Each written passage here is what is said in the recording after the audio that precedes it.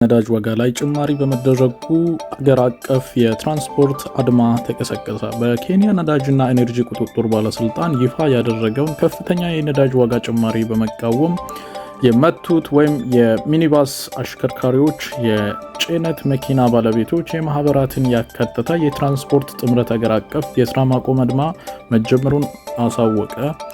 ሰልፈኞቹ ዋና መንገዶችን በመዝጋት ጎማዎችን በማቃጠል ላይ የሚገኙ ሲሆን አድማው በአገሪቱ የህዝብ ተጓዦች የጭነት ዝውውርና አጠቃላይ የአቅራቦት ሰንሰለቱ ላይ ከፍተኛ ማስተጓጎል መፍጠሩን ጀምሯል።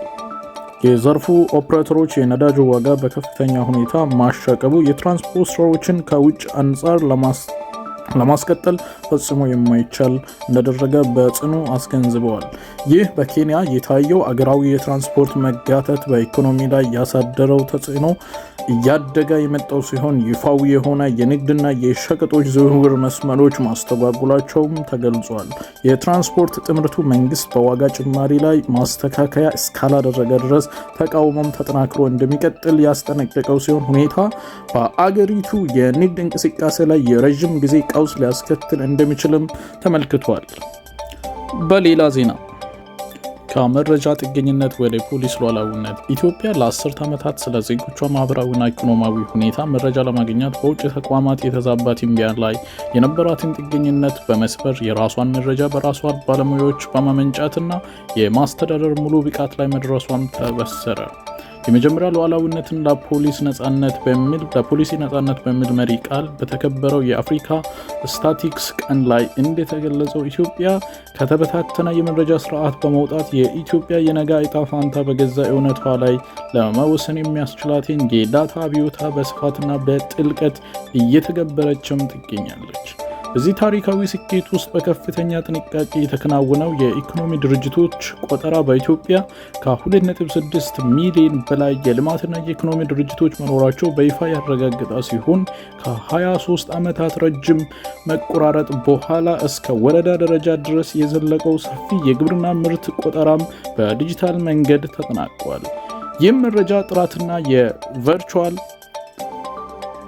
ዴስክቶፕ ኢንፍራስትራክቸር፣ የደህንነት ጥበቃ ስርዓት፣ የሀገር ውስጥ ዳታ ከዓለም አቀፍ ትንበያ ጋር ያለውን ልዩነት ከ1 በመቶ በታች እንደሆነ በማድረግ የኢትዮጵያ ተመነትና የውጭ ቀጥተኛ ኢንቨስትመንት የመሳብ አቅም ከፍተኛ ደረጃም አድጎታል። አስተማማኝ መረጃ መሰረት በማድረግ በተወሰዱ የማይክሮ ኢኮኖሚ ፖሊሲ እርምጃዎች የማምረቻ ኢንዱስትሪውም የገበያ ድርሻ በ25 ወደ 46 በመቶ ከፍ እንድል ያደረገውን ዘላቂ መዋቅር ሽግግር፣ አንድ እቅድ፣ አንድ ሪፖርት፣ አንድ ባጀት፣ የተቀናጀ አሰራርና በቀጣይ ሊከናወኑ የሚገባቸው የቤት ስራዎችን ያካተተ ሙሉ ማብራሪያ ዝርዝር ዘገባ አስተያየት መስጫ ውስጥ ባለው ድረገጽ።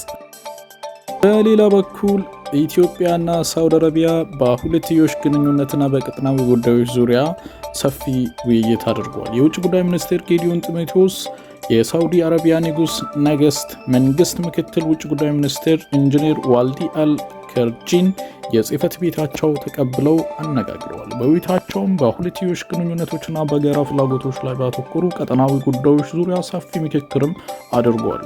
በዚህ ወቅት የውጭ ጉዳይ ሚኒስትር ጌዲዮን ጢሞቴዎስ ዶክተር እንደገለጹት ኢትዮጵያና ሳውዲ አረቢያ ዘላቂ በሆነ የህዝብ ለህዝብ ትስስር ላይ የተመሰረተ የረዥም ጊዜ ታሪካዊ ግንኙነት ያላቸው ሲሆን በሁለቱም ሀገራት መካከል ባለው ጠንካራ ማስተጋብር ምክንያት ብዙ የጋራ ጉዳዮች ላይ ተመሳሳይ አመለካከት አላቸው።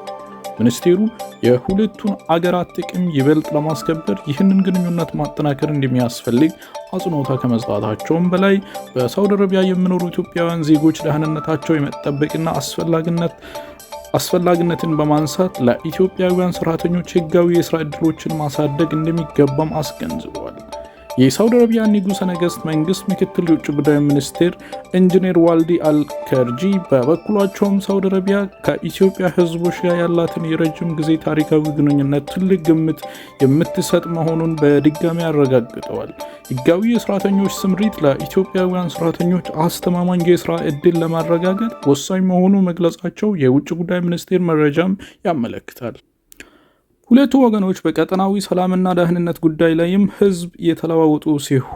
ሀሳብ የተለዋወጡ ሲሆን በምክር ወቅትም በአፍሪካ ቀንድ በቀጠናው ላሉት የተለያዩ ግጭቶች ፖለቲካዊ መፍትሄ ለማግኘት ብቸኛውና አስተማማኙ መንገድ ውይይት ብቻ ነው ብሎም በመሆኑ በአጽንኦት ገልጿል። ሰላም ውድ የተከበራችሁ የዚህ ዩቲዩብ ቻናል ተከታዮች ለዛሬ ያዘናችሁ መረጃ ይህን ይመስል ነበር። ስለተከታተላችሁ እጅግ እናመሰግናለን። ለቀጣይ መረጃዎች ይህንን ዩቲዩብ ቻናል ሰብስክራይብ አድርጋችሁ ቤተሰብ ሁኑ። መልካም ጊዜ